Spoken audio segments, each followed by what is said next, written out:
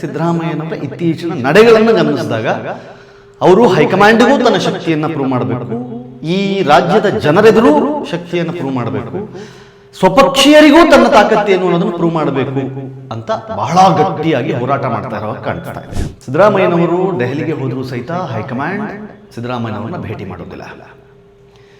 ಅವ್ರಿಗೆ ಅಪಾಯಿಂಟ್ಮೆಂಟ್ ಕೊಡದೇನೆ ಸಿದ್ದರಾಮಯ್ಯನವರು ವಾಪಸ್ ಬರ್ತಾರೆ.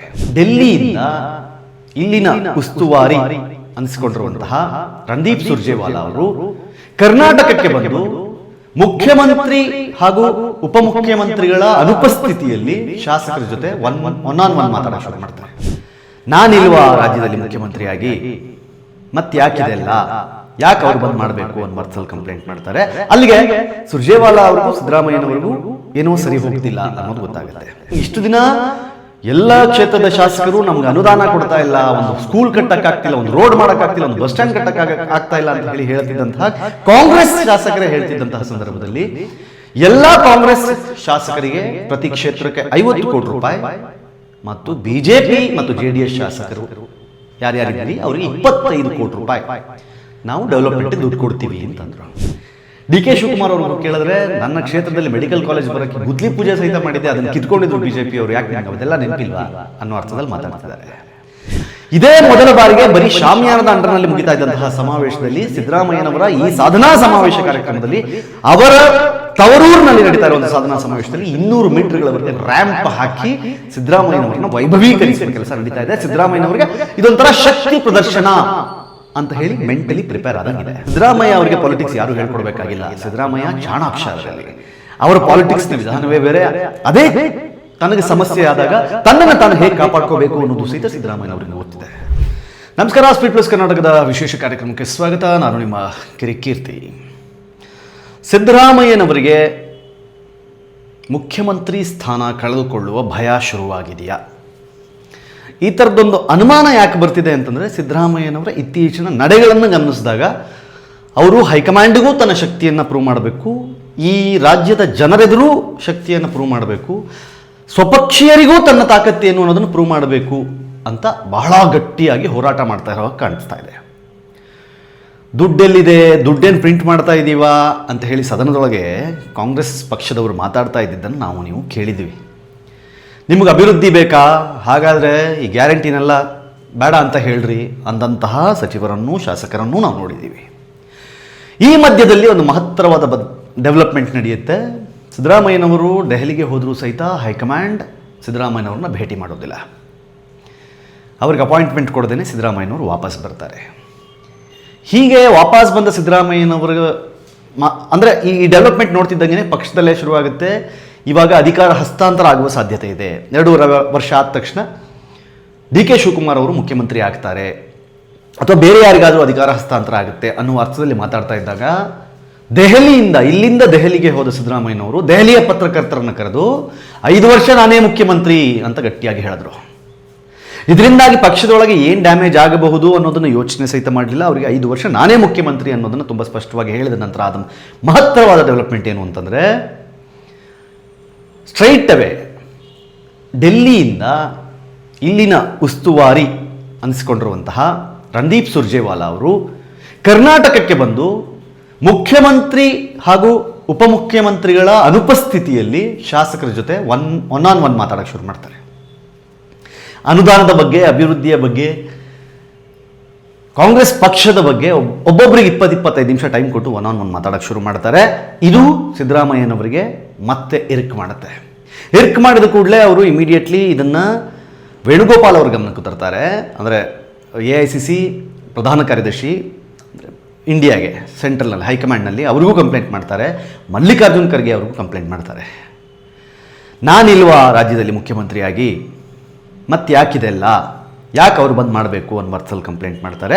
ಅಲ್ಲಿಗೆ ಸುರ್ಜೇವಾಲಾ ಅವ್ರಿಗೂ ಸಿದ್ದರಾಮಯ್ಯನವರಿಗೂ ಏನೋ ಸರಿ ಹೋಗ್ತಿಲ್ಲ ಅನ್ನೋದು ಗೊತ್ತಾಗುತ್ತೆ. ಇದು ತನಗೆ ಗೊತ್ತಿಲ್ಲದೆ ಆಗ್ತಾ ಇರೋ ಡೆವಲಪ್ಮೆಂಟ್ಗಳು ಸಿದ್ದರಾಮಯ್ಯನವರಿಗೆ ಆತಂಕ ಸೃಷ್ಟಿ ಮಾಡೋ ಹಾಗೆ ಮಾಡುತ್ತೆ. ಅಟ್ ದ ಸೇಮ್ ಟೈಮ್ ಸಿದ್ದರಾಮಯ್ಯನವರಿಗೆ ತನ್ನ ತಾಕತ್ತನ್ನು ಪ್ರದರ್ಶನ ಮಾಡಬೇಕಾದ ಅನಿವಾರ್ಯತೆ ಬಂದೊದಗುತ್ತೆ. ಸೊ ಹಾಗಾಗಿ ಇದ್ದಕ್ಕಿದ್ದ ಹಾಗೆ ಇವತ್ತು ಸಿದ್ದರಾಮಯ್ಯನವರು ಏನು ಮಾಡಿದ್ದಾರೆ, ಸುರ್ಜೇವಾಲಾ ಅವರು ಬಂದು ಹೋಗಿ 2 ದಿನ ಆಗ್ತಾ ಇದ್ದ ಹಾಗೇನೆ ಇವತ್ತು ಪ್ರತಿ ಶಾಸಕರ ಜೊತೆ, ಕಾಂಗ್ರೆಸ್ ಶಾಸಕರ ಜೊತೆ ಒನ್ ಆನ್ ಒನ್ ಮಾತುಕತೆಗಿಳಿತಾರೆ.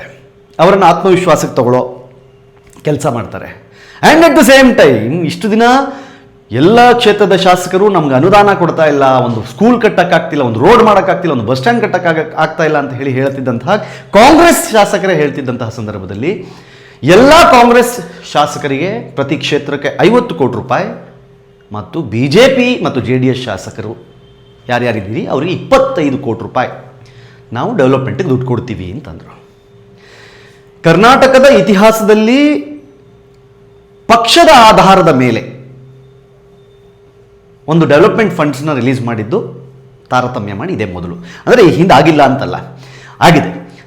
ಯಾವಾಗಲೂ ರೂಲಿಂಗ್ ಪಾರ್ಟಿಯಲ್ಲಿದ್ದಾಗ ಆ ಶಾಸಕರಿಗೆ ಜಾಸ್ತಿ ಸಿಗುತ್ತೆ, ಅಫ್ಕೋರ್ಸ್ ದಟ್ಸ್ ಕಾಮನ್. ಆದರೆ ವಿರೋಧ ಪಕ್ಷದವ್ರಿಗೆ ಇಷ್ಟೇ ಅಂತ ಇರಲಿಲ್ಲ. ವಿರೋಧ ಪಕ್ಷದಲ್ಲಿ ಯಾರಾದರೂ ಮುಖ್ಯಮಂತ್ರಿಗಳಿಗೆ ಆಪ್ತರಿದ್ದರೆ, ಫಾರ್ ಎಕ್ಸಾಂಪಲ್ ಯಡಿಯೂರಪ್ಪ ಅವರಿದ್ದಾಗ 2006, 2008 ಸಾಕಷ್ಟು ಜನ ವಿರೋಧ ಪಕ್ಷದವರು ಸಹಿತ ಬಂದು ಯಡಿಯೂರಪ್ಪ ಹತ್ರ ಕೇಳಿ ಬೇಕಾದಷ್ಟು ಅನುದಾನವನ್ನು ತೊಗೊಂಡು ಹೋಗಿದ್ರು. ಬಟ್ ಈ ಸರ್ತಿ ನೇರ ಪಕ್ಷಗಳ ಆಧಾರದ ಮೇಲೆ ಇಲ್ಲಿ ಇದು ಕಾಂಗ್ರೆಸ್ ಸರ್ಕಾರ ಆಗಿ ವರ್ತಿಸ್ತಾ ಇದೆ, ಕರ್ನಾಟಕ ಸರ್ಕಾರ ಆಗಿ ವರ್ತಿಸ್ತಾ ಇಲ್ಲ ಅಂತ ವಿಪಕ್ಷಗಳು ಆಲ್ರೆಡಿ ಮಾತಾಡೋಕ್ಕೆ ಶುರು ಮಾಡಿದೆ. ಇದು ಯಾವ ರೀತಿ ಒಂದು ಟ್ರೆಂಡ್ ಸೆಟ್ ಮಾಡ್ತಾ ಇದ್ದೀರಿ, ನಾಳೆ BJP ಬಂದಾಗ BJP ಅವರು ಹಿಂಗೆ ಮಾಡಿದ್ರೆ ನೀವು ಒಪ್ಕೋತೀರಾ ಅನ್ನುವ ಅರ್ಥದಲ್ಲಿ ಮಾತಾಡ್ತಾ ಇದ್ದಾರೆ. DK ಶಿವಕುಮಾರ್ ಅವ್ರಿಗೂ ಕೇಳಿದ್ರೆ, ನನ್ನ ಕ್ಷೇತ್ರದಲ್ಲಿ ಮೆಡಿಕಲ್ ಕಾಲೇಜ್ ಬರೋಕ್ಕೆ ಗುದ್ಲಿ ಪೂಜೆ ಸಹಿತ ಮಾಡಿದ್ದೆ, ಅದನ್ನು ಕಿತ್ಕೊಂಡಿದ್ರು BJP ಅವರು, ಯಾಕೆ ನಿಮ್ಗೆ ಅದೆಲ್ಲ ನೆನಪಿಲ್ವಾ ಅನ್ನೋ ಅರ್ಥದಲ್ಲಿ ಮಾತಾಡ್ತಿದ್ದಾರೆ.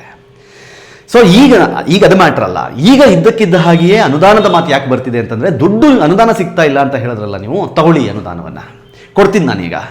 ಕಾಂಗ್ರೆಸ್ ಶಾಸಕರು ಯಾರ್ಯಾರಿದ್ದೀರಿ ನಿಮಗೆಲ್ಲ 50 ಕೋಟಿ ತಗೊಳ್ಳಿ, ಬೇರೆ JDS BJP ನಿಮಗೆ 25 ಕೋಟಿ ತಗೊಳ್ಳಿ. ಬಟ್ ಕಾಂಗ್ರೆಸ್ನವ್ರಿಗೆ ಯಾಕೆ ಜಾಸ್ತಿ ಅಂತಂದರೆ, ಅವ್ರನ್ನೀಗ ತಮ್ಮ ಸುಪರ್ದಿಯಲ್ಲಿ ಇಟ್ಟುಕೊಳ್ಳಬೇಕಾದ ಅನಿವಾರ್ಯತೆ ಇದೆ. ಆತ್ಮವಿಶ್ವಾಸಕ್ಕೆ ತೆಗೆದುಕೊಂಡು ಅವರು ಸುರ್ಜೇವಾಲಾ ಅವ್ರ ಹತ್ರನೋ, ಮಲ್ಲಿಕಾರ್ಜುನ್ ಖರ್ಗೆ ಅವ್ರ ಹತ್ರನೋ, ವೇಣುಗೋಪಾಲ್ ಹತ್ರನೋ ಇವ್ರ ಬಗ್ಗೆ ಹೋಗಿ ಕಂಪ್ಲೇಂಟ್ ಮಾಡಬಾರ್ದು ಅನ್ನುವ ಒಂದು ಮನಸ್ಥಿತಿ ಅವ್ರಿಗೆ ಬಂದಿದೆ. ಅಟ್ ದ ಸೇಮ್ ಟೈಮ್ DKಶಿ ಅವರಿಗೆ ಇದರಿಂದ ಲಾಭ ಆಗಬಹುದು ಅನ್ನುವ ಯೋಚನೆಯೂ ಸಹಿತ ಅವ್ರಿಗೆ ಇದೆ.